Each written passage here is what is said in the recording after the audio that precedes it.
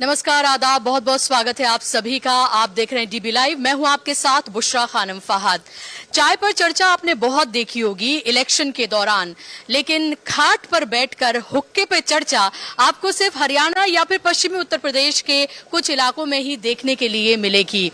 खाट और हुक्का हरियाणा के कल्चर, यहाँ की तहजीब का हिस्सा है। अलग अलग जगहों पर जब आप ग्रामीण क्षेत्रों में जाएंगे हरियाणा के, तो वहां आपको छोटी छोटी चौपालें आपको नजर आएंगी, जहां पर खाटों पर बैठकर हुक्के से गुड़गुड़ करते हुए और उसके धुआं निकलते हुए लोग यहाँ पर जिंदगी के अपने अपने मसलों पर तो बात करते ही हैं, लेकिन क्योंकि अभी चुनावी बिगुल भुक चुका है हरियाणा में, तो अब लोग यहाँ पर चुनावी चर्चा भी जोरों से कर रहे हैं। 10 साल से यहाँ पर भारतीय जनता पार्टी की सरकार है, डबल इंजन की सरकार है, लेकिन लग रहा है कि इस बार हरियाणा की जनता के मन में कुछ और है।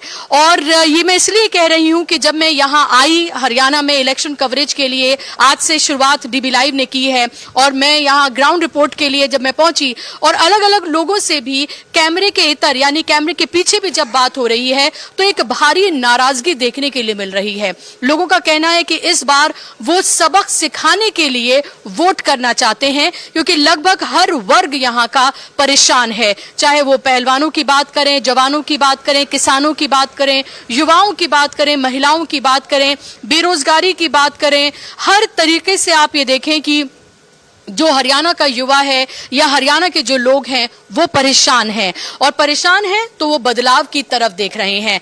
जिस विधानसभा क्षेत्र में मैं फिलहाल मौजूद हूं, ये फरीदाबाद NIT 86 विधानसभा क्षेत्र कहलाया जाता है। यहाँ पर नीरज शर्मा मौजूदा विधायक हैं और उनकी एक अपनी विरासत रही है। कांग्रेस के बड़े नेता के वो पुत्र हैं जो भूपेंद्र हुड्डा सरकार में मंत्री भी रहे हैं, और वो भी भूपेंद्र हुड्डा कैंप के ही माने जाते हैं। जब पहली लिस्ट आई कांग्रेस की, तो उसमें कहीं ना कहीं भूपेंद्र हुड्डा का उनके कैंप का दबदबा नजर आया। आज जब ये लोग मेरे साथ पीछे बहुत सारे मौजूद हैं, जब मैं यहाँ से निकल रही थी इस गांव से, ये गांव सिरोही है जहां मैं मौजूद हूँ, और जब मैं इस गांव से निकल रही थी और ऐसी ही किसी चौपाल की मैं जुगत में थी कि कहीं मिल जाए, ताकि मैं आपको हरियाणा का कल्चर भी दिखा सकूं और लोगों से पूछ भी सकूं कि आखिर उनके मन में क्या है, वो क्या सोच रहे हैं इस बार हरियाणा के चुनाव में। तो हमारा कारवां यहां तक आ पहुंचा। तो चलिए इस चौपाल में हम चुनावी चर्चा की शुरुआत करते हैं और जानते हैं यहाँ लोगों से कि वो क्या सोच रहे हैं। यहाँ आपको युवा भी नजर आ रहे हैं, यहाँ आपको बुजुर्ग भी नजर आ रहे हैं, लगभग हर तरह के लोग आपके यहाँ पर नजर आएंगे। महिलाओं की कमी थोड़ी यहाँ पर जरूर मुझे खल रही है, वो भी हम कोशिश करेंगे कि कुछ महिलाओं से भी हम बात करें आगे जब यहाँ पर हम निकलेंगे। आप अपना नाम बताइए। मेरा नाम सलीम है जी, और मैं धौज गांव से बिलोंग करता हूं। आज हम यहाँ किसी से आए हुए थे, तो आपके कार्यक्रम में हम शामिल हुए हैं जी। ये मुझे बताइए सलीम साहब कि हरियाणा, यूं तो हरियाणा के जो अपने पूरे हरियाणा के मुद्दे हैं वो तो हैं ही, वो किसानों के हैं, नौजवानों के हैं, महिलाओं के हैं, बेरोजगारी के हैं, लेकिन इस विधानसभा क्षेत्र के और हरियाणा के क्या मुद्दे आपको लगते हैं, और इस बार हरियाणा किन मुद्दों पर वोट करने जा रहा है? हमारा सबसे बड़ा मुद्दा महंगाई का है और बेरोजगारी का है। महंगाई इतनी है कि डीजल 100 रुपये 90 रुपये के करीब है, और पेट्रोल भी लगभग उसी भाव है, और CNG के भी रेट वो ही कर दिए हैं। तो महंगाई हर चीज़ पे इतनी महंगी हो गई है। सिलेंडर इतना 800 से 900, जब इलेक्शन आ जाता है तो 100 रुपये कम कर देते हैं, बाद में फिर बढ़ा देते हैं। तो ये दो ऐसा है। महंगाई का मुद्दा ये हो गया। बेरोजगारी है, रोजगार है ही नहीं। लॉकडाउन जब से सरकार ने लगाया, जो हमारे रोजगार थे वो सब खत्म हो गए हैं। हमारा जो एरिया है ये सब ट्रांसपोर्ट से जुड़ा हुआ एरिया है, और खनन पे ज़्यादा वो था। हमारा खनन का क्षेत्र सुप्रीम कोर्ट ने आदेश दे दिए थे, सरकार चिन्हित करे भाई ये एरिया अरावली क्षेत्र से बाहर है, लेकिन हमारी सरकार ने उसको दबा के रखा और हमारा सारा एरिया बिल्कुल बेरोजगार हो गया। अब हम उन्हीं गाड़ियों को जैसे तैसे राजस्थान से भर के लाते हैं, तो वहाँ से सारी गाड़ियाँ यहाँ आ जाती हैं। तो यहाँ आने के बाद जौन में जैसे गाड़ी जाती है या हमारी फरीदाबाद की सीमा में गाड़ी इंटर करती है, तो उसको पकड़ लिया जाता है।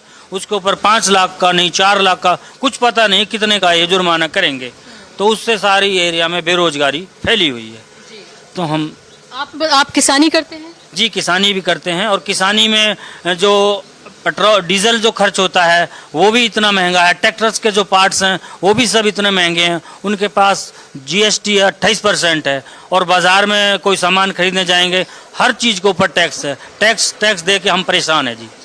मुझे बताइए कि पूरे देश में भी हम देखें और हरियाणा में भी, अमित शाह आए थे अभी कुछ दिन पहले, जब वो यहाँ आए थे तो उन्होंने कहा कि जब वो आएंगे तो मुसलमानों का आरक्षण जो है वो ख़त्म कर दिया जाएगा जो 4% है। हालांकि अगर हरियाणा की पूरे की बात करते हैं तो 4% के आसपास ही यहाँ पर मुसलमान होंगे, मुसलमानों की तादाद बहुत ज़्यादा यहाँ पर नहीं है। जब इस तरह की बातें भारतीय जनता पार्टी की तरफ से की जाती हैं या मजहबों में बांटने की या जातियों में बांटने की, जाट नॉन जाट करते हैं, तो आप उसको किस तरह से देखते हैं एक वोटर की नज़र से? देखो जी, ये जो बीजेपी सरकार है एंटी मुस्लिम सरकार है और जब अमित शाह जी आए थे तो खुले आम भरे मंच से भरी सभा में कहा था मुसलमानों का आरक्षण हम छीन लेंगे और ये इस चीज़ से हमको दुख होता है। दूसरा, किसी की मॉब लिंचिंग की, भाई ये क्या खाता है उसी के ऊपर नाम पूछ के उसको मार दिया जाता है सरेआम। अभी चरखी दादरी में ही ऐसे 2 भाइयों को मारा गया है, अभी 5-6 दिन की वारदात है, वो हमारे इमाम साहब को वहाँ मार दिया गया गुड़गांव में। तो ये सब बीजेपी वालों की एक चाल है, हमारे मुस्लिमों के खिलाफ इनका प्रोपेगेंडा है। क्या उससे समाज में किसी तरह का कोई बंटवारा पैदा हुआ है? क्या आपस में आप लोग जब मिलजुल कर काम करते थे उससे कोई फर्क पड़ा है? जी, हमारे ग्रामीण क्षेत्र में तो ऐसा नहीं है, लेकिन शहरी क्षेत्र में ये ज़रूर भेदभाव पैदा हुआ है, क्योंकि अभी लोकसभा के इलेक्शन में योगी जी आए थे और अम्बाला में एक भरी सभा में उन्होंने कहा था, भाई देखो अभी कहीं कोई नमाज तो नहीं पढ़ता खुले में, आपको कहीं अजान की आवाज़ तो नहीं आती है। तो इस तरह की जब उन्होंने भाषण दिए हैं तो उससे हमको, हमारे समाज को, मुस्लिम समाज को पूरा दुख होता है बीजेपी पार्टी के खिलाफ में। सलीम भाई, कभी आपको अफसोस होता है कि आज़ादी के इतने साल बीत गए हैं, आप लोगों का भी अपना योगदान रहा होगा, आप कारोबारी हैं, आपके पूर्वज भी रहे होंगे उसी तरह से, किसानी खेती कारोबार उन्होंने किया होगा। जब इस तरह की चीज़ें की जाती हैं, जब मुसलमानों के नाम पर ये सब कुछ किया जाता है, आपको तकलीफ़ होती है? आप जब दूसरे लोगों से बात करते हैं अपने समाज के, उनसे बात करके वो क्या बातें करते हैं, तकलीफ़ होती है आपको इन सब चीज़ों को सुनकर, देख कर? जी, तकलीफ़ होती है, बहुत ज़्यादा तकलीफ़ होती है। हमारे दादा भी आर्मी में थे, मेरे दादा भी, और मेरा रिश्तेदार भी आर्मी में है, और अब उस आर्मी को इन्होंने अग्निवीर में बदल दिया है। जो हमारे बच्चे तैयारी कर रहे थे आर्मी की, 15-15 किलोमीटर 10-10 किलोमीटर दौड़ लगाते थे सुबह उठ के, अब वो सब बेरोजगार हो गए हैं, कोई उसमें जाना नहीं चाह रहा। उसको भी, आर्मी को भी इन्होंने अपना वो बना लिया है एक मुखौटा, तो उससे हमारे एरिया में बहुत रोष है जी।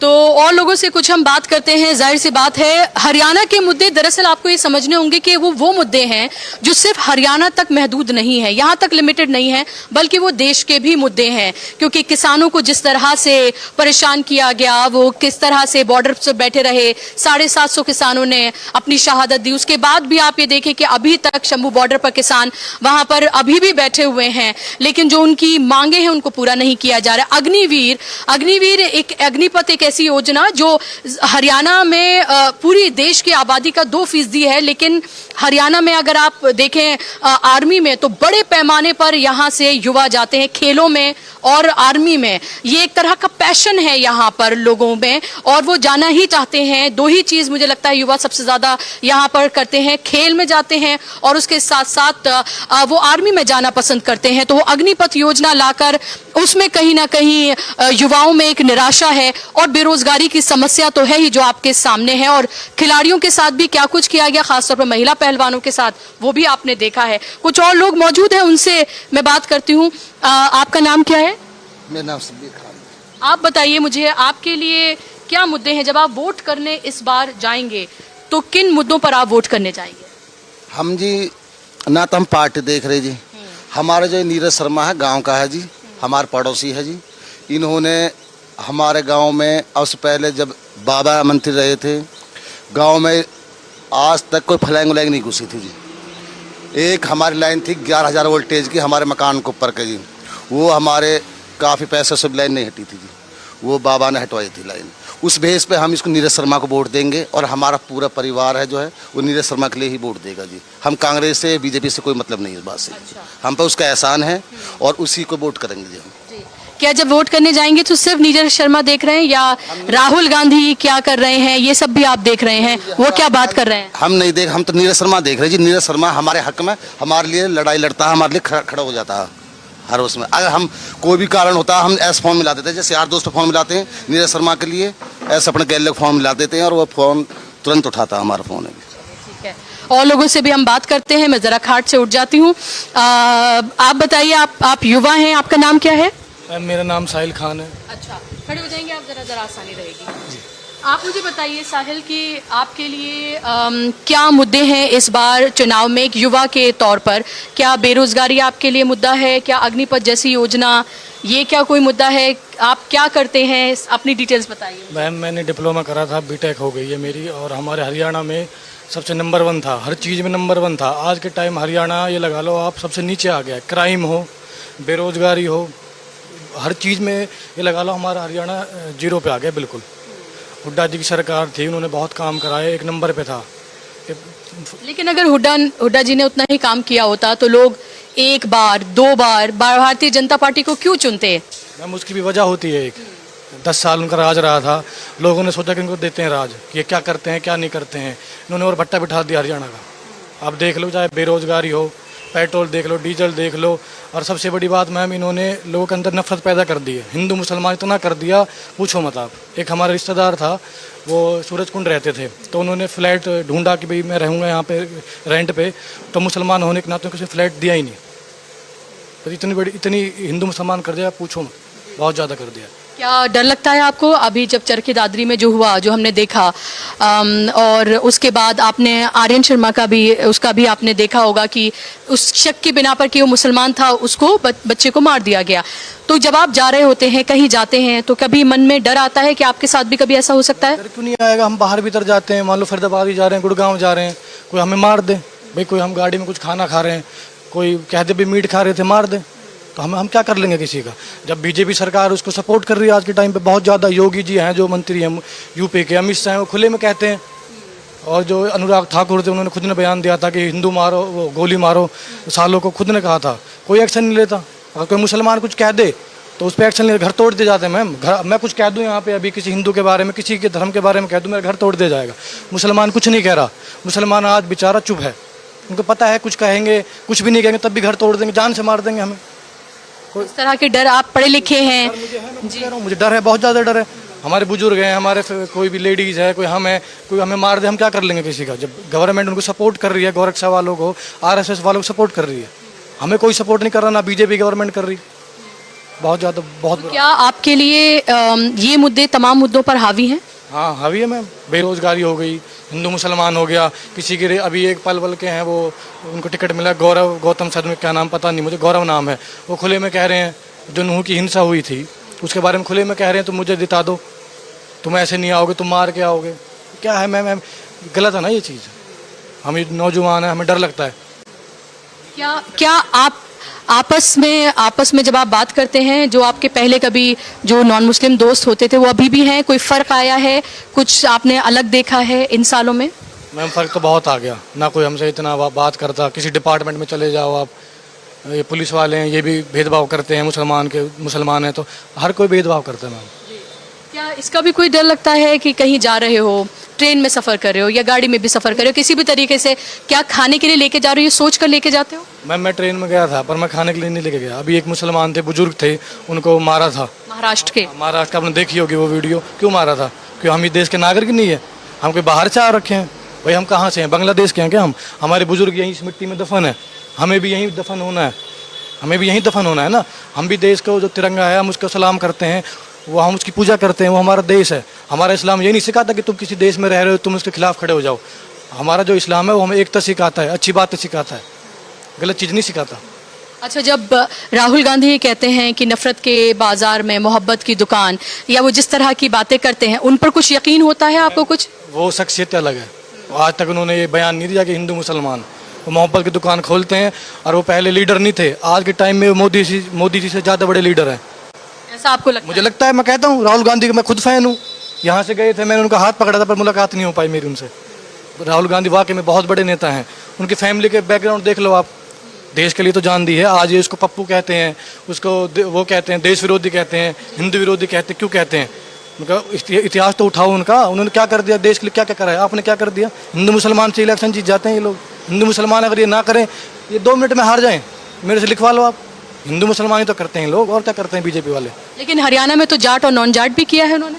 वो तो उनका काम है, वो तो एक धर्म को दूसरे धर्म को, कास्ट को बांट रहे हैं आजकल। हिंदू को मुसलमान से, जाट को नॉन जाट से, सैनिक को उससे बांट दिया, उसको उससे बांट दिया, उससे क्या हो जाएगा? हमें दिख नहीं रहा वो क्या कर रहे हैं? दिख रहा है ना, सबको दिख रहा है। और एक आज हमारे देश में हिंदू मुसलमान इतना कर दिया कि लोग अंधे हो रखे हैं, देख ही नहीं रहे। हम भी तो उनके भाई हैं, हम कोई आतंकवादी तो है नहीं मैम, इस देश के तो है नागरिक। अब मेरा आधार कार्ड देख लो, उसमें हिंदुस्तान तो होगा या पाकिस्तान तो होगा नहीं, हिंदुस्तान ही है। तो बस हम भी टैक्स दे रहे हैं, इस देश में है, तो बहुत बुरा हाल कर दिया मैम बीजेपी ने। हम चाहते हैं ये हरियाणा से तो चली जाए और आने वाले 5 साल में ये देश से भी चली जाए।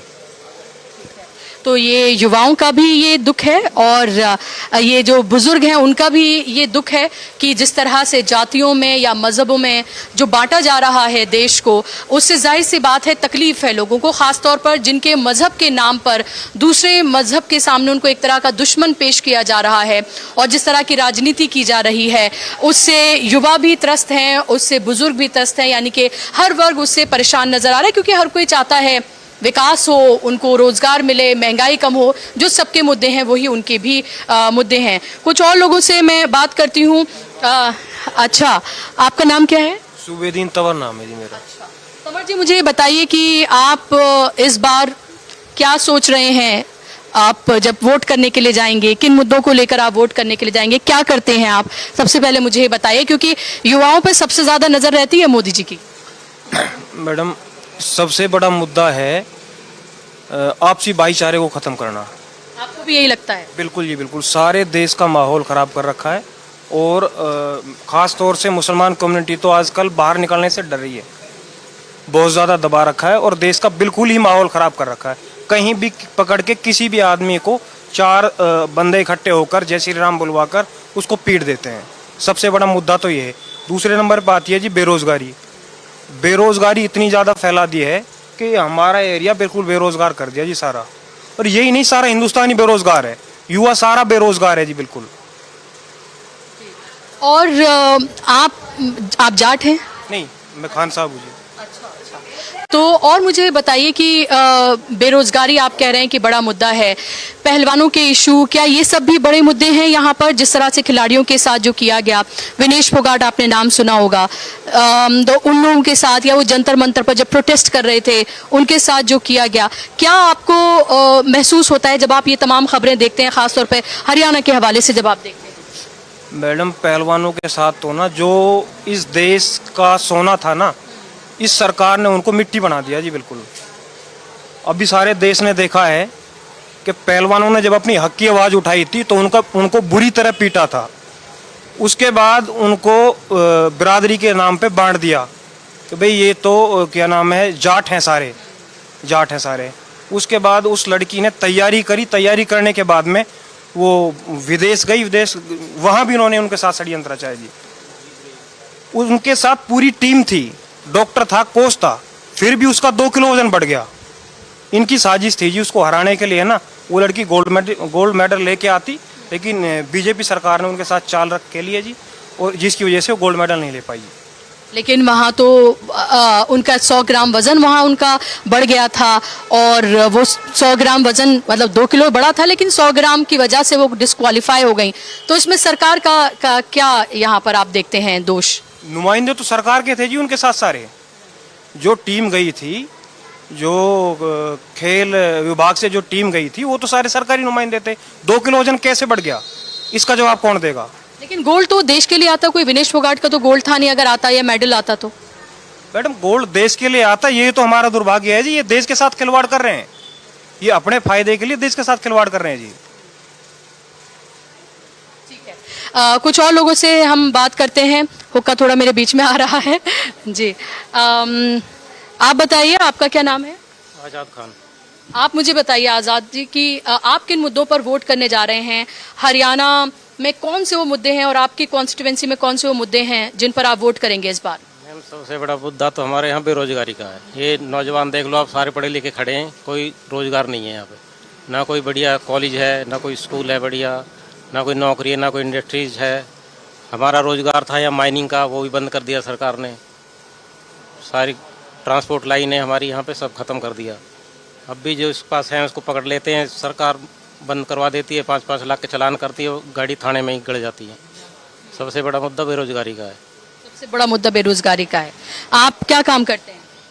समाज सेवी में पूर्व सरपंच हुआ। अच्छा, ठीक है, चलिए और लोगों से हम बात करते हैं। कुछ और युवा हैं, पीछे हम लोग चलते हैं और उनसे हम बात करने की कोशिश करते हैं कि वो क्या सोच रहे हैं, किन मुद्दों पर वोट कर रहे हैं। क्या नाम है आपका?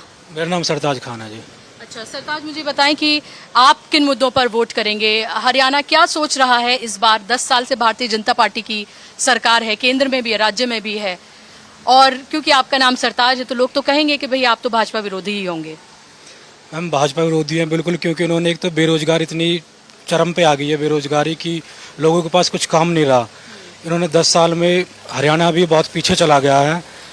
और हमारे यहाँ जो कांग्रेस है, नीरज शर्मा है, इन्होंने बहुत काम करे हैं। इनके पिताजी जो रहे थे 2009 से 2014 में जो रहे थे, यहाँ पे बहुत विकास हुआ था।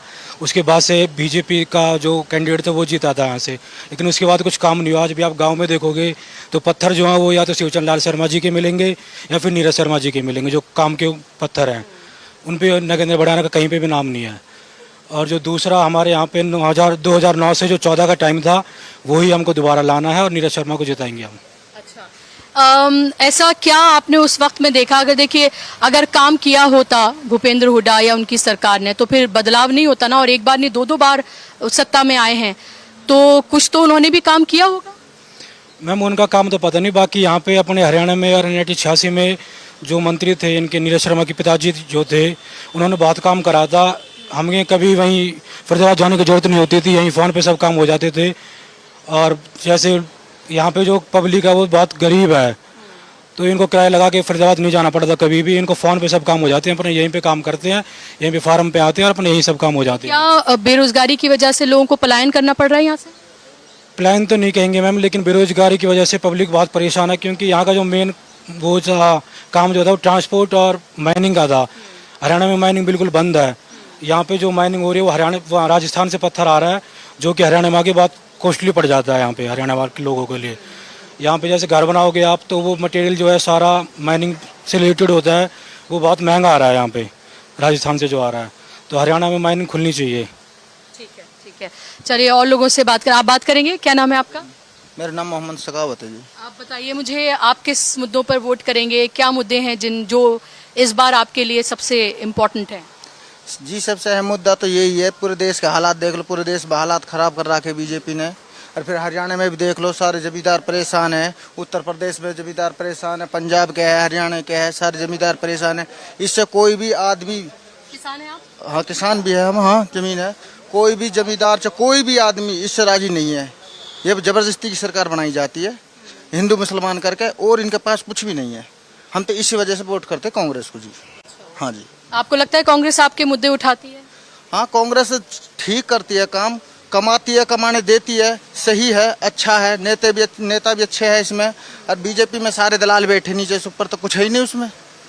अच्छा मान लीजिए सरकार बदल गई और हिंदू मुसलमान हो रहा है, लेकिन समाज में जो खाई पैदा कर दी वो तो बन गई, तो वो सरकार के बदलने से क्या आपको लगता है खत्म हो जाएगी? हाँ खत्म हो जाएगी, इसमें क्या है। जब किसी गुंडे को बढ़ावा नहीं मिलेगा तो गुंडे तो छुप के बैठेंगे ही ना।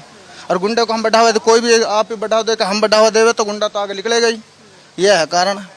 आप बाहर जाते हैं, आपको डर लगता है कि आपका नाम अगर किसी ने पूछा तो आपको डर लगता है कि मैंने अगर अपना नाम मुसलमान है, मैंने बताया तो मेरे साथ कुछ हो सकता है, ऐसा डर लगता है? डर सबको ही डर है आज की तारीख में। हिंदू को भी डर है, मुसलमान को भी डर है। हिंदू भी कहीं मुसलमान के एरिया में जाएगा उसको भी डर लगेगा इस चीज़ से, मुसलमानों के बीच में नाम बताने में। मुसलमान जाएगा उसको भी डर लगेगा हिंदुओं के बीच में जाने में।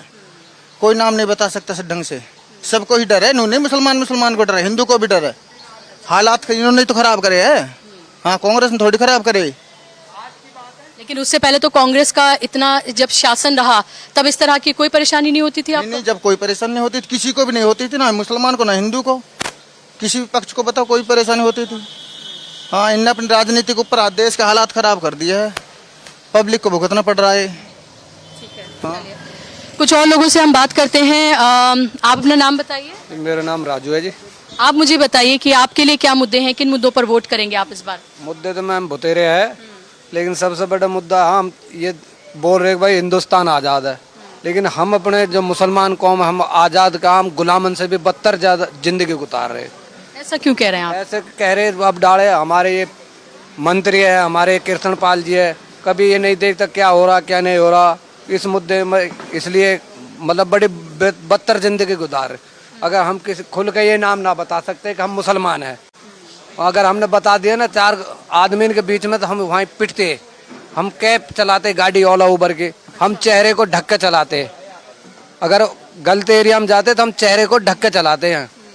मजबूरी अगर खुलेआम जाते तो हमें बड़े बदतमीज पने से पेश आते। कभी आपके साथ कुछ हुआ है ऐसा? हुआ क्या 2 दफे गुड़गांव में गोल कोस्ट रोड पर 2 दफे हमारा मेरे साथ हुआ, खुद के बड़ी मुश्किल से अपनी जान बचा के भागे। बताइए क्या हुआ था आपके साथ? 4 लड़के आए थे, कहाँ का जी, मन की फरीदाबाद का। तो ये जो अपना नूह वाला दंगा हुआ उससे पीछे की बात है, मन की जी फरीदाबाद के, उनने पीवी भी रखी थी। तो मेवात का, मन की मेवात का ना आईडी देख लो फलानी थी कई जगह। जब उनने पूरी वो करी मन की पाली पाखड़ हमारे गुजरों का गांव है, तो उनने 1-2 के नाम पूछे जिनके हम नौकरी चल करते थे पहले, उनके हमारे नाम याद था, हमने बता दिया। फिर भी बड़ी मुश्किल से हम मतलब उनको धोखा दे दा के नहीं, हम जब भगे थे अने कुछ भी कर सकते। मैं एक आदमी के साथ कुछ भी कर सकता, मनचा जी के मार रहे कूट रहे, मतलब गुलामों से भी बदतर जिंदगी गुजर रही। हमको कोई आज़ादी ना है इस सरकार में, ये बीजेपी की सरकार में हमें कोई आज़ादी नहीं। क्या आपको दाढ़ी रखने और टोपी पहनने से अब आपको डर लगता है? बिल्कुल डर लगता, क्या करा, लेकिन डर लगता। अगर जाते हैं तो बड़े बाप को मैंने आपको बता दी कि चेहरे पर सांप भी बांध कर जाते अगर किंगे जाते। अब मजबूरी अगर ना जाएंगे तो बच्चे न पालेंगे कहाँ से, और चले जाते हैं तो ये पहुँचते जन घर बच्चे में पहुँचेंगे कैसे। अब ये सोचा कि भाई कोशिश है कि भाई ये सरकार बदल जावे, देखो तक। तो जब आप हर रोज सुबह निकलते हैं अपने घर से अपनी गाड़ी को लेकर, तो हर रोज आप ये सोचते हैं पता नहीं आप वापस सही सलामत आएंगे कि नहीं? हाँ बिल्कुल ये सोचते, और जब तक ना आ जाते जब तक डर ही रहता पूरा कि बच्चे में जन पहुँचेंगे नहीं पहुँचेंगे। परिवार वाले क्या सोचते हैं? परिवार भी बेचारे क्या करे, देख जाते अपना सेफ्टी से चलाओ, ध्यान से रहियो, कहेंगे ऐसी जगह मत जाना। फिर भी जाना पड़ जाता, आप जन कहाँ से गाड़ी बुक हो जाए, कोई कैसे बुक कर ले, बुक करने के बाद में भी वे ले जाकर कुछ भी कर सकता। एक आधा आदमी 100 आदमी हाथापाई भी कर सकता। आप 4-4, 5-5, 10-10 आदमी हो जाते और एक को मार देने, तो ये तो कोई ऐसा होता। कभी ऐसा लगा आपको कि अब ये दाढ़ी रखना मुश्किल हो रहा है, अब इसको हटा देता हूँ वरना मैं बच्चे कैसे पालूंगा? कभी ऐसा दिमाग में आया? मैम ऐसे तो दिमाग में जान नाड़ कटा सकते, दाढ़ी को नहीं कटा सकते। जान दे सकते हैं, दाढ़ी की कभी ऐसी नहीं कटा सकते। मरना तो आज भी और कल भी, अगर ऐसी नौबत आएगी तो हम अपनी जान दे सकते, दाढ़ी को नहीं कटाएंगे। तो आप ये सुनिए यहाँ पर इनका दर्द, आप ये सुनिए कि ये इसी हिंदुस्तान के बाशिंदे हैं, यहीं पर पैदा हुए हैं, इनके पूर्वज भी यहीं पैदा हुए। ये सिर्फ अपना आसानी से कारोबार करना चाहते हैं कि ये जो टैक्सी चला रहे हैं, ओला उबर में टैक्सी चला रहे हैं, वो बस अपना काम करें, उसके अलावा और कुछ नहीं। लेकिन हर रोज़ जब ये अपने घर से निकलते हैं तो इनको ये डर सताता है और उनके परिवार वालों को कि पता नहीं शाम को वो अपने घर सही सलामत लौट पाएंगे या फिर नहीं। और कसूर उनका सिर्फ ये है कि वो एक मुसलमान है। तो ये इन 10 सालों में ये तमगे हैं जो भारतीय जनता पार्टी ने अपने नाम किए हैं। क्या आपको जब राहुल गांधी या कांग्रेस पार्टी के लोग जब कुछ कह रहे होते हैं, खासतौर पर राहुल गांधी, उन्होंने कहा कि मैं नफरत के बाजार में मोहब्बत की दुकान खोल रहा हूँ, उन सब पर आपको कुछ यकीन होता है, कुछ भरोसा होता है? बिल्कुल यकीन होता है, और यकीन के साथ ही कुछ अब हमने मतलब अपनी तरतीब बदल रहे कि जब यकीन दे रहा है तो वो बंदा कुछ कर भी सकता है। इसी यकीन के एक बार भरोसा करना चाहते हैं? हाँ बिल्कुल भरोसा करना चाहते हैं। अच्छा। देखो बाकी ऊपर वाले की मर्जी। ठीक है। चलिए और लोगों से हम बात करते हैं। आपका क्या नाम है? यामीन है जी। अच्छा यामीन भाई, मुझे बताइए कि आपके लिए क्या मुद्दे हैं इस बार जब आप चुनाव में जाएंगे, वोट करने के लिए जाएंगे, तो क्या सोच कर, क्या दिमाग में क्या सोच कर जाएंगे? सोच तो ये है जी, बच्चे हैं बेरोजगार डोल रहे हैं। अब ये बच्चे कमाने ला के ये खड़े, सारे बच्चे पढ़े लिखे हैं और बेरोजगार हैं, इनको कौशल रोजगार में भी नहीं लिया जाता। तो मुसलमान और हिंदू की बात करते हैं और तो कोई बात करते नहीं है। तो हमारे जातिवाद बांटने का काम करो इनने, और कोई काम तो करो नहीं है। तो आप कह रहे हैं कि कौशल रोजगार में अगर ये क्योंकि ये मुसलमान हैं, इसलिए मुसलमान है, इसलिए इनको नहीं दिया जाता रोजगार। बेरोजगार डोल रहे हैं। अब ये बच्चे पढ़े लिखे, एमटेक और बीटेक कर रखी है इन बच्चे ने, अरे इनको रोजगार नहीं मिलेगा, अब ये क्या करेंगे फिर? बेरोजगार डोल रहे हैं बच्चे। इनने तो जाति बांटने का काम करा है। बीजेपी ने और कोई काम नहीं करा इसमें ना। आप क्या करते हैं? मैं तो कुछ ना कर रहा हूँ जी, अब खेती बाड़ी का काम करूँ बस, यही है अपना। तो किसानों के लिए कुछ किया है इस सरकार ने? इसने किसानों पर लठ बजाया है, ये तो करो है, लठ बजाने का काम तो करो, और कोई काम नहीं करो किसानों के लिए भी। लेकिन तो वो कह रहे थे तो खास तरह के किसान है जो यहाँ पर बैठे हुए हैं, ये तो पंजाब से आए हैं या फिर या इन इलाकों से आए हैं। ये तो जी कुछ भी कह सके हैं, ये तो हमारे लिए भी कहते हैं ये पाकिस्तानी है, ये खालिस्तानी है, ये आतंकवादी हैं, ये तो किसी को कुछ भी बना सकें। आप ये कुछ भी कहें, अगर हम कोई आवाज उठाते हैं तो आवाज उठाने का मतलब यूँ है कि ये मुसलमान है, दाढ़ी टोपी देख ली तो ये मुसलमान है, बस में बैठे तो भी गिरी नज़र से देखते हैं, कहीं बाजार में घूमते हैं तो वहाँ भी गिरी नज़र से देखते हैं कि ये मुसलमान है। मुसलमान को तो ये बिल्कुल ऐसे समझते हैं कि ये है ही नहीं, ये खालिस्तानी है। ये क्या आप बताइए, ये तो पार्टी कर रही है, बाना की बीजेपी कर रही है, लेकिन समाज में भी क्या इसका कोई असर या कोई फर्क देख रहे हैं, या आपको लग रहा है कि ये राजनीति है लेकिन समाज में उसका उतना असर नहीं हुआ है, आप अभी भी वैसे ही पहले की तरह रहते हैं या बदलाव आया है? ऐसे जी गाँव में तो देखो जी कुछ ना कुछ फर्क तो पड़ा है, ये तो नहीं कि बिल्कुल ही कहानी वो आतंकवादी बना दिए हम। गांव में तो प्यार मोहब्बत है हमारा जैसे भी है, पर लेकिन ये सरकार है जो है ये हमने बनाते रहे हैं। और आपस में तो हम ऐसे रहते हैं कि भाईचारा हमारा, बचपन से एक जगह खेले हैं, कूदे हैं, रहे हैं, रहते हैं। अब हमारे सारी जात हैं, मुसलमान भी हैं, हिंदू भी हैं, लेकिन हमारा ये कोई काम नहीं है, सब प्यार मोहब्बत से रहते हैं। चलिए और कुछ लोगों से हम बात कर लेते हैं कि क्या वो सोच रहे हैं। आपका नाम क्या है? मेरा नाम भगवत कौशिक है जी। मैं एक प्राइवेट स्कूल में टीचिंग करता हूँ, धौज गांव मेरा है। भगवत जी मुझे बताइए, अभी आप अपने ही भाइयों को, मैं कह सकती हूँ ये मुसलमान है तो आपके भाई हैं? प्योर श्योरली 100% मेरे भाई हैं, प्यार मोहब्बत से रहते हैं, आज तक ऐसी कोई बात नहीं है। 36 बिरादरी इतने भाईचारे के साथ से रहते हैं मैडम जी। आप विश्वास करना, अगर हमारा कोई त्यौहार होता है ना, जैसे अभी हमारी जन्माष्टमी गई थी, पहले ही मौजूदा गांव के जो सरपंच हैं, मौजूदा जो लोग हैं, पहले ही अनाउंसमेंट कर देते हैं भाई कोई शरारत नहीं करता नज़र आ जाए मंदिर की तरफ। यहाँ तक कि हमारी धौज थाने की पुलिस भी नहीं आती है, इतनी सेफ्टी करते हैं। आज तक ऐसा कुछ नहीं है, ये तो सिर्फ एक मुद्दा बना रखा है हिंदू मुसलमान, हिंदू मुसलमान। ऐसे ही लास्ट टाइम यही कैंडिडेट थे नगेंद्र भड़ाना जी, जब इनको बीजेपी का टिकट मिला था, इसी गांव में ये बोल के गए थे, अरे मुझे तुम्हारी वोटों की ज़रूरत नहीं है, दे दो नहीं दे, कोई मुझे ज़रूरत ही नहीं है, मैं तो जीत जाऊंगा, मुसलमानों की वोटों की ज़रूरत नहीं है। आज क्यों वो गाँव में आ रहा मुसलमान गाँव में वोट मांगने के लिए? जब उन्हें मुसलमान की ज़रूरत नहीं है तो फिर आज डोर टू डोर क्यों करता डोल रहा है? तो मुसलमानों से तो इतनी नफरत जो हो रही है वो इन्होंने ही बीजेपी के नेता ने बना रखी है। ऐसा मैडम कुछ नहीं है, बहुत भाईचारे से रहते हैं। एक हमारा जो एरिया है, यहाँ के हमारे जो लोग बाग हैं सब किसान हैं, मजदूरी करते हैं और ज़्यादातर ड्राइविंग करते हैं, अपना ट्रक बनाते हैं, राजस्थान से पत्थर लाते हैं, वो भी हमारा हरियाणा में पहाड़ बंद है। अगर ये पहाड़ अगर खुल जाए तो हमारी बेरोजगारी भी ख़त्म हो जाएगी। इसका मुद्दा हमारे विधायक नीरज शर्मा जी हैं जो विधानसभा में भी उठाया था, और आने वाले टाइम में हरियाणा में कांग्रेस की सरकार बनने जा रही है। और आप किन मुद्दों पर वोट करेंगे? हम इन मुद्दों पर वोट करेंगे, हमारे शिक्षा, भाईचारा, बेरोजगारी, पानी, बिजली और हॉस्पिटल, इन मुद्दों पर। 10 सालों में कुछ काम किया है? डबल इंजन की सरकार कहा जाता है कि भाई केंद्र में भी सरकार है और राज्य में भी सरकार है, और अमित शाह भी अभी 2 बार यहाँ पर आए थे, मोदी जी भी कई बार यहाँ पर आ चुके हैं, अभी नहीं आए हैं, जब से विधानसभा के चुनाव का ऐलान हुआ है तब से तो नहीं आए हैं, लोकसभा में आए थे। तो क्या आपको लग रहा है कि 10 सालों में कोई काम नहीं किए गए? देखो मैम, 10 सालों में अगर काम होते, हमारे सांसद कृष्ण पाल हैं जो 3 बार मंत्री रहे और वो बिजली मंत्री भी रहे। ये एरिया हमारा बिजली से इतना जूझता है, गर्मियों में लाइट 8-8, 12-12 घंटे लाइट कट रहती है।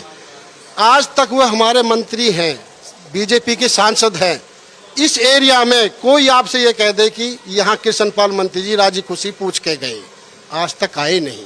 क्या कराया उन्होंने? कुछ नहीं कराया। लेकिन उन्होंने तो चेहरा बदल दिया कि चलो मनोहर लाल खट्टर ने काम नहीं किया तो अब नायब सिंह सैनी जो हैं उनको बना दिया उन्होंने, तो उससे कोई फर्क नहीं पड़ेगा, चेहरा बदल दिया। देखो मैम, इनका काम है चेहरा बदलने का, ये इनके हाथ में बागडोर है, सब चीज़ इनके हाथ में है। ये तो किसी का भी चेहरा बदल सकते हैं। चेहरा बदलने से क्या होता है? काम करके दिखाओ ना। मेरे ध्वज गाँव में सीनियर सेकेंडरी स्कूल है, आपको लेके चलूँगा। उसकी बिल्डिंग आज 1 साल हो गया उसको तोड़ फोड़ करके, अभी तक ईंट नहीं रखी है। बच्चों को बैठने के लिए जगह नहीं है। आज तक क्यों नहीं आए नेता देखने के लिए कि भाई स्कूल की क्या हालात है? 12वीं तक स्कूल है, टीचर पूरे नहीं है। ये कौन देखेगा? ये हमारे मंत्री तो देखेंगे। आज तक नहीं आए। स्कूल में बच्चों को बैठने के लिए जगह नहीं है। तो बहुत सारे मुद्दे हैं, शिक्षा का है, बेरोजगारी का है, और जाहिर सी बात है कि यहाँ खनन जो है वो बड़े पैमाने पर होता था जिसको बंद कर दिया गया है। राजस्थान से अब पत्थर मंगाया जाता है जिससे यहाँ के कारोबार पर खासा असर पड़ा है। जाहिर सी बात है ये तमाम चीज़ें, ये तमाम मुद्दे बेहद महत्वपूर्ण हैं। एक ओवरऑल पूरे राज्य के जो मुद्दे हैं वो तो हैं ही, लेकिन हर विधानसभा के अपने मुद्दे भी हैं जिनको वो खुलकर यहाँ पर सामने रख रहे हैं। आपका नाम क्या है? शाहरुख नाम है। शाहरुख खान। मुझे बताइए शाहरुख की आपके लिए क्या मुद्दे हैं इस बार जब आप वोट करने के लिए जाएंगे? आपने बॉडी वॉडी बड़ी अच्छी बना रखी है, क्या खेलों के लिए तैयारी कर रहे हैं, आर्मी के लिए? मैम देखो, मुद्दे तो बहुत सारे हैं। अब जैसे आपने बॉडी के बारे में पूछ लिया है, तो मुझे नहीं लगता कि हमारे छोड़ के सेक्टर 12 का जो वो खेल स्पोर्ट्स ग्राउंड है, उसके अलावा हमारे देहात में कोई भी स्पोर्ट्स ग्राउंड हो। स्पोर्ट्स लेवल का इतना सा भी काम नहीं है हमारी तरफ। नहीं तो अब जैसे आप यहाँ देख रहे हो, बहुत सारे युवा इकट्ठे हो गए। अगर यहाँ पे कोई नेता आता है तो बड़ा खुश होगा कि देखो भीड़ मिल गया ना, वोट मांग लेंगे। लेकिन कोई भी नेता का ये सोचेगा कि ये यहाँ इतने सारे क्यों हैं? इसलिए है क्योंकि यहाँ पे बेरोजगारी बहुत ज़्यादा है। अगर बेरोजगारी नहीं होती, अच्छी अपनी कोई रोजगार होता या कोई नौकरी होती तो सारे अपने काम धंधों पे होते ना। आपने क्या किया है? मैंने ग्रेजुएट में BA करी थी और लॉ चल रही है मेरी। आप वकील बनना चाहते हैं? जी। तो मैम मुद्दे तो काफ़ी सारे हैं। देखो मैं तो वही बता सकता हूँ जो मेरे साथ गुजरी है ना। स्कूल टाइम से लेके कॉलेज टाइम तक मैम, जंगल वाली जो लाइट होती है अलग होती है, गांव वाली होती है अलग होती है। किसी ने भी ऐसा काम नहीं करवाया था। बस सिर्फ वो जब बाबा शिवचंद लाल शर्मा मंत्री रहे थे, वो इसका यहाँ फार्म है, हम उनको बोल देते थे कि बाबा ऐसे ऐसे परेशानी है। उस टाइम तो ठीक थे, लेकिन उसके बाद जैसे ही सरकार चेंज हुई, उसके बाद मैम रात को 10 बजे लाइट देते थे वो जंगल वाली, और सुबह 5 बजे तक देते थे। रात को 10 बजे खेत पे जाते थे, सर्दियों में पानी दे के आते थे, फिर 5 बजे नहा धो के स्कूल के लिए रेडी हो जाते थे, फिर दिन में आके अपना होमवर्क करके और सो जाते थे। और नहर भी है हमारे यहाँ, लेकिन नहर में आज तक पानी नहीं देखा होगा किसी ने। हमने तो देखा है, काफ़ी साल पहले देखा था, लेकिन अब तक पानी नहीं है। और इसीलिए हमारा वाटर लेवल भी काफ़ी हद तक नीचे जा चुका है। और एजुकेशन की बात हो तो मैम, हमारे गांव की जो लड़कियां हैं वो लाला खेड़ली में 5 किलोमीटर दूर है, पैदल ही जाती है और पैदल ही आती है। ऑटो में भी नहीं बैठती, क्योंकि देखो बीजेपी सरकार ने कहा था बेटी बचाओ बेटी पढ़ाओ, लेकिन उनकी इतनी भी सुरक्षा नहीं कर सकती। देखो सरकारी रोडवेज जो होती है वो बच्चों के लिए रोकते नहीं है, और प्राइवेट ऑटो में मैम लड़कियां आने से डरती है, क्योंकि देखो जो ऑटो ड्राइवर होते हैं ना, थोड़े ऐसे भी होते हैं नशेड़ी टाइप भी, कमेंट पास कर देते हैं। मम्मी पापा को पता चल जाता है, बच्चे को घर बिठा लेते हैं। हम नहीं चाहते कि हमारी बहन बेटी देखो पढ़ाई से रुके। हमारे यहाँ पे गर्ल्स कोई स्कूल नहीं है, गर्ल्स कोई कॉलेज नहीं है। और रोज़गार की अगर कोई बात है मैम, हमारे परिवार में ना डंपर होते हैं, ट्रक राजस्थान से भर के लाते हैं। उस पर टाइम मिलता है 16 घंटे 17 घंटे का। तो 16-17 घंटा में मैम कोटपुतली यहाँ से 220 किलोमीटर लगभग। गर्मियों का टाइम होता है तो टायर गर्म हो जाते हैं, नहीं पहुँच पाते अपने टाइम से। अगर मान लो वो टाइम ख़त्म हो जाता है, हालांकि हम वहाँ GST दे के लाए हैं और पूरी वहाँ पे रकम दे के लाए माल की, और सब चीज़ सबूत होने के कारण बस ये है जी टाइम ख़त्म हो गया। उसी का मैम हमने भी अपने परिवार वालों ने, मेरे परिवार के लोगों ने 4,30,000 का चालान पे किया था। और जैसे ही ये नवंबर दिसंबर का टाइम आता है, NGT लग जाती है मैम, दिल्ली, नोएडा, गुड़गांव और फरीदाबाद में। हमारी सरकार पे लगभग 8-10 साल से, जब से एनजीटी चालू हुई है, ये समाधान नहीं हो पाया है। 2-2 महीने तक एनजीटी लग जाती है और हर ट्रक की जो ईएमआई होती है वो 1.5 लाख 2 लाख की होती है। अगर मान लो किसी की गाड़ी 2 महीने खड़ी रहेगी, वो 4 लाख गाड़ी खड़ी करके कहाँ से पे करेगा, है ना। ये भी तो समाधान होना, जिससे कि सिंगल मोटर मालिक फेल हो जाता है, वो चौपट हो जाता, बर्बाद हो जाता है, फिर वही अपने कहीं दिहाड़ी पे चला जाता है। और आपने मैम देखा होगा, हम दिल्ली से ज़्यादा दूर नहीं, 30 किलोमीटर की दूरी पे है ना। आप यहाँ देखो, आपको एक अलग ही वो आ जाएगी मैम, है ना। सही बात है, दिल्ली से सटा इलाका है, लेकिन यहाँ पर आपको डेवलपमेंट जो है वो दूर दूर तक आपको नज़र नहीं आएगा। बहुत सारे लोगों के अपने अपने अलग अलग मुद्दे हैं, सबने बताया है, लेकिन जाहिर सी बात है आप सब लोगों के कॉमन मुद्दे भी होंगे। आप बताइए, जब आप वोट करने जाएंगे तो क्या जहन में रखकर जाएंगे इस बार वोट करने? मैम, बीजेपी सरकार आने से पहले यहाँ पे 10 साल पहले कांग्रेस सरकार थी। कांग्रेस सरकार में क्या था, एक तो ना हमारे यहाँ सभी जातें रहती हैं, हर गांव में हर जाति के लोग मिल जाएंगे। बेसिकली मुस्लिम गांव में कम मिलेंगे, हिंदू गांव में मुस्लिम कम मिलेंगे। तो उस टाइम ना तो मैम कोई नफरत थी, ना ही कोई ऐसी बात थी। रोज़गार भी ऐसा था कि कभी लगा ही नहीं कि भूखे मरने जैसी नौबत, या फिर आप कह लो कि दूर जाना है कमाने के लिए। अपने ही खान वगैरह, ये खनन वगैरह होता था, तो उसी में कोई गाड़ी चला रहा, कोई खान चला रहा, कोई लेबर चला रहा, ऐसा करके सबका गुजारा बढ़िया हो रहा था। उसके बाद जो है पिछले 14 के बाद 10 साल का कार्यकाल रहा है बीजेपी का, इसमें मैम एक तो हमारे जितने नौजवान बच्चे हैं ना, वो सब एक तो रोज़गार के लिए जूझ रहे हैं। जैसे कि ये सभी नौजवान यहाँ पे सब पढ़े लिखे हुए हैं। और दूसरा मैम, इसमें ना पता नहीं बीजेपी ने ना हिंदू मुस्लिम वाला कौन सा कार्ड खेला है, कहना अब हिंदू को लगता है कि मुस्लिम के यहाँ मैं सेफ नहीं हूँ, मुस्लिम को लगता है मैं हिंदू के यहाँ सेफ नहीं हूँ। तो इसके चलते मैम अब आए दिन कभी ये लीचिंग का पता नहीं क्या चला दिया बीजेपी वालों ने, इतनी नफरत फैला दी। कभी इधर यूपी में देख लो आप, मॉब लीचिंग, मुस्लिम को मार दिया। कभी अलवर में देख लो, मुस्लिम को मार दिया। कभी इधर अपने इधर ऊपर साइड हरियाणा में देख लो। तो इस सब के चलते बाहर भी जाना कोई पसंद नहीं करता। डर लगता है जाने से? बिल्कुल डर लगता है मैम, क्योंकि ना नाम हम आए दिन देखते रहते हैं वीडियोस में कि नाम पूछते हैं, जय श्री राम बोलो, मारते हैं लोगों को, पीटते हैं, मार मार के जय श्री राम बुलवाते हैं। तो मैं फिर उस हिसाब से हमें लगता है ना, जो कम है ज़्यादा है यही है, ठीक है। कुछ तो ना हम ये सोच रख के बाहर नहीं जा पाते कि जान ज़्यादा प्यारी है, जान रहेगी तो जान है तो जहान है। ये तो है मैम कि बच्चों को भी पालना है, कमाना भी है, उनका फ्यूचर भी बनाना है। पर लेकिन मैम फिर जब सोचते हैं ना कि जब रहेंगे ही नहीं हम, तो बच्चों को कौन देगा। इस हिसाब से तो ना कम खा लेंगे, कम कमा लेंगे मैम, फिर अपने बच्चों के पास यही ठीक है। तो डर की जो राजनीति भारतीय जनता पार्टी ने इन 10 सालों में की है, उसका असर आप देख रहे हैं कि लोग अपने घरों से निकलने से पहले सोचते हैं। उनको लगता है कि बाहर जाएंगे कहीं ऐसा ना हो कि कोई उनका नाम पूछ ले, और अगर नाम उन्होंने बता दिया कि वो मुसलमान हैं, उनके नाम से अगर पता चल गया तो कुछ भी उनके साथ हो सकता है। ये डर कहीं ना कहीं पैदा कर दिया गया है। और हमने देखा कि एक जाति से दूसरी जाति को लड़ाने का काम भी यहाँ पर ख़ास तौर पर हरियाणा में किया गया। जाट नॉन जाट की सियासत भी यहाँ पर खूब की गई है, क्योंकि यहाँ मुसलमान बहुत कम तादाद में हैं। 3.5 से 4% ही मुसलमान हैं। 2011 में सेंसेक्स हुआ था, उसके हिसाब के आंकड़े हैं। हो सकता है इसमें आबादी कुछ ज़्यादा कुछ कम भी हो सकती है। आपका नाम क्या है, अपना नाम बताइए। मैम, मेरा नाम जलालुद्दीन है जी। मैं सिरोही गांव का निवासी हूँ। मैम, सबसे पहले तो मैं आपके चैनल के माध्यम से आपका बहुत बहुत तहे दिल से शुक्रिया अदा करता हूँ।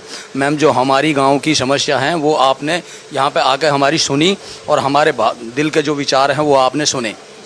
मैम, सबसे पहले तो हमारे आदरणीय प्रधानमंत्री श्री नरेंद्र मोदी जी का एक नारा है कि सबका साथ सबका विकास। मैम, कहाँ सबका साथ का सबका विकास कहाँ हो रहा है? मैम, ये अमीरों की सरकार है। एक 1100 रुपये का सिलेंडर गरीब आदमी लेकर आता है। मैम, पहले 450 रुपये का सिलेंडर था, उसमें भी सब्सिडी हमारे बैंक के अकाउंट में आती थी। आज वो अकाउंट कहाँ, मतलब सब्सिडी कहाँ गई? मैम, 1100 रुपये का सिलेंडर हम लेकर आते हैं, हमें पता है।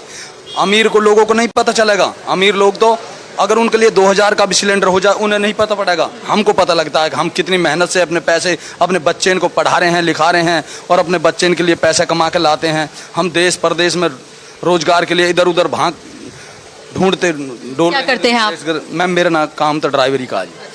हाँ। आप क्या चलाते हैं? ओला उबर चलाते हैं? नहीं, ओला उबर नहीं, बड़ी गाड़ी का। हाँ, मैं हैवी व्हीकल्स को ड्राइवर हूँ मैम। सबसे तो जब आप यहाँ से कहीं दूसरी जगह जा रहे होते हैं तो आपको भी क्या डर लगता है? मैम, मैम ये तो जाहिर सी बात है जी, डर तो लगता ही है जी। आप यही देख लो कौन से एरिया में कहाँ पे हर आदमी सुरक्षित है क्या। मैम अब से पहले आदमी आधी रात पे भी कहीं भी जा सकता था तो कोई टेंशन नहीं होती थी। आज इतना डर का माहौल है कि हद से ज़्यादा। हम मैम अपने चेहरों पर, सही मायने की बात है, हम अपनी पहचान छुपा कर गाड़ी चलाते हैं। हम अपनी, अगर हमको अपने पहचान में आ जाए असलियत में, तो हमको जगह जगह परेशानियों का सामना करना पड़ता है।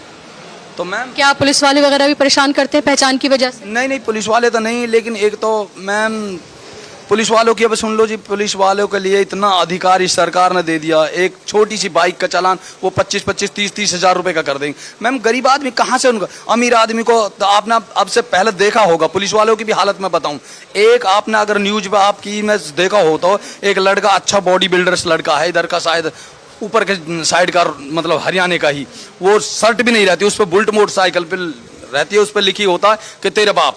तो पुलिस वाले उससे कहते हैं मेरी, उससे मतलब क्या बोलते हैं, तो पुलिस वाले बोलते हैं ये तुमने पैसा दिया है कि ये इस बाइक का, ये बाइक मेरी है, आप इसमें ये देखो पहले लिखा क्या है। मैम अगर इस तरह हम कर दें ना तो हम तो मैम 6 महीना से पहले हमारी तो जमानत जब्त हो जाएगी, जमानत नहीं होगी। हाँ, तो ये पुलिस वालों ने इतना अत्याचार कर रखा मैम यहाँ पे, मतलब बहुत ज़्यादा अत्याचार कर रखा है। ठीक है, तो आपने इनकी बात को सुना, तमाम लोगों की बातों को आपने सुना। खास तौर पर जिस तरह से मजहबों में, जातियों में जो है बांटा जा रहा है, वो बहुत बड़े मुद्दे हैं। लेकिन उनके साथ साथ बेरोजगारी एक बहुत बड़ा मुद्दा है। खासतौर पर युवा यहाँ पर हैं, किसी ने बीए किया है, किसी ने लॉ किया है, किसी ने एमटेक किया है, किसी ने बीटेक किया है, लेकिन उनके पास फिलहाल रोजगार नहीं है। तो बेरोजगारी सबसे बड़ा मुद्दा है यहाँ पर। और उसके साथ साथ जो दूसरे मसले हैं वो भी आपने यहाँ पर लोगों के सुने हैं कि किस तरह से 10 साल की सरकार में भारतीय जनता पार्टी के वो बहुत त्रस्त है। आगे और जगहों पर हम जाएंगे, हरियाणा के अलग अलग इलाकों में, विधानसभा क्षेत्रों में हम जाएंगे, वहां